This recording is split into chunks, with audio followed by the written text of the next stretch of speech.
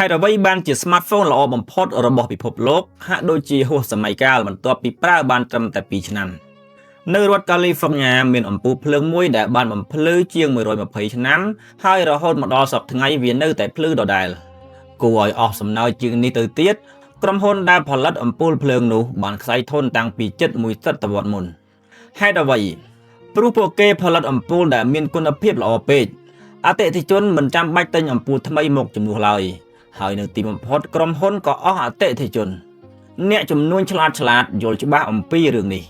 ពេលខ្លះការផលិតផលិតផលឲ្យល្អឥតខ្ចោះពេកអាចជាវិធីលឿនបំផុតក្នុងការបំផ្លាញអាជីវកម្មរបស់ខ្លួនឯង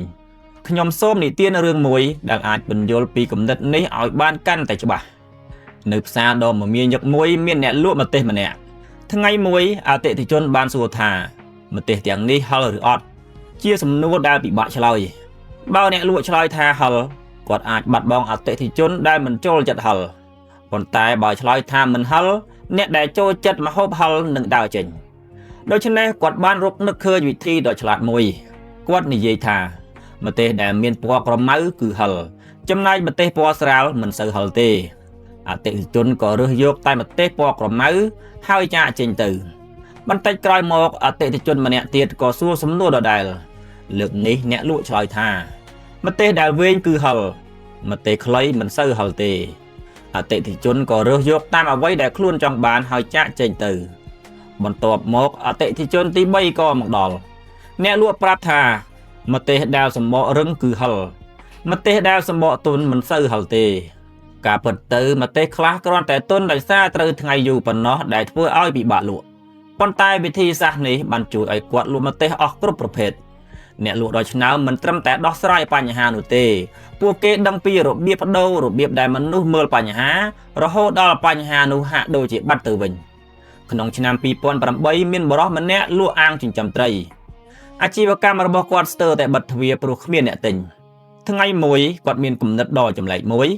គាត់បានទិញត្រីមាសចំនួន500ក្បាលពីអ្នកនេសាទក្នុងតំបន់ប៉ុន្តែជំនួសឲ្យការយកត្រីទៅលក់គាត់បានស្នើឲ្យអ្នកនេសាទលេងត្រីទាំងអស់ចូលទៅក្នុងទន្លេតូចមួយនៅក្បែរនោះអ្នកនេសាទមានការភ្ញាក់ផ្អើលប៉ុន្តែគាត់សន្យាថានឹងបង់ប្រាក់គ្រប់ចំនួនមិនយូរប៉ុន្មានដំណឹងនេះក៏រីកសាយភាយប្រជាជនជាច្រើនបាននាំគ្នាទៅចាប់ត្រីមាសអ្នកដែលចាប់បានក៏ប្រញាប់ទៅទិញអាងត្រីអ្នកដែលមិនទាន់ចាប់បានក៏ទិញអាងទុកជាមុនដោយសង្ឃឹមថានឹងចាប់បាននៅថ្ងៃក្រោយ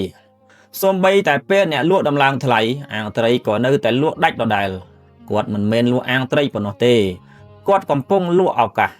សូមស្រមៃថាមានឪឡឹកមួយផ្លែដាក់លក់ក្នុងផ្សារទំនើបតម្លៃ$3គ្មាននរណាម្នាក់ចង់ទិញទេប៉ុន្តែបើកាត់វាជាពីរហើយដាក់ស្លាបព្រាផ្លាស្ទិកមួយជាមួយនោះឪឡឹកពាក់កណ្ដាលដែលមានតម្លៃដដែលក៏ប្រែក្លាយជាអាហារសម្រន់ដ៏ងាយស្រួលហើយវាលក់ដាច់យ៉ាងឆាប់រហ័សស្លាបព្រាមិនមែនជារបស់ពិសេសឡើយប៉ុន្តែវាបានធ្វើឲ្យឪឡឹកក្លាយជាផលិតផលងាយស្រួលប្រើហើយនេះជាអ្វីដែលមនុស្សចង់ទិញលុយមិនហូរទៅរកផលិតផលដែលល្អបំផុតនោះទេលុយហូរទៅរកផលិតផលដែលមនុស្សមានអារម្មណ៍ថាពួកគេត្រូវការវាការរកលុយមិនពិបាកដោយមនុស្សភាគច្រើនគិតនោះទេបញ្ហាពិតប្រាកដគឺរបៀបដែលអ្នកគិតអំពីលុយតើអ្នកធ្លាប់ឆ្ងល់ទេថាហេតុអ្វីមនុស្សខ្លះលាឈប់ពីការងារប៉ុន្តែនៅតែអាចរកចំណូលបានរាប់សែន$ក្នុងមួយឆ្នាំខណៈដែលមនុស្សជាច្រើនធ្វើការពីម៉ោង9ព្រឹកដល់ម៉ោង5ល្ងាចជារៀងរាល់ថ្ងៃប៉ុន្តែនៅតែពិបាកក្នុងការរស់នៅភាពខុសគ្នានោះច្រើនតែចាប់ផ្ដើមពីផ្នត់គំនិតការផ្លាស់ប្ដូរផ្នត់គំនិតអាចជាជំហានដំបូងឆ្ពោះទៅរកការបង្កើនចំណូលរបស់អ្នក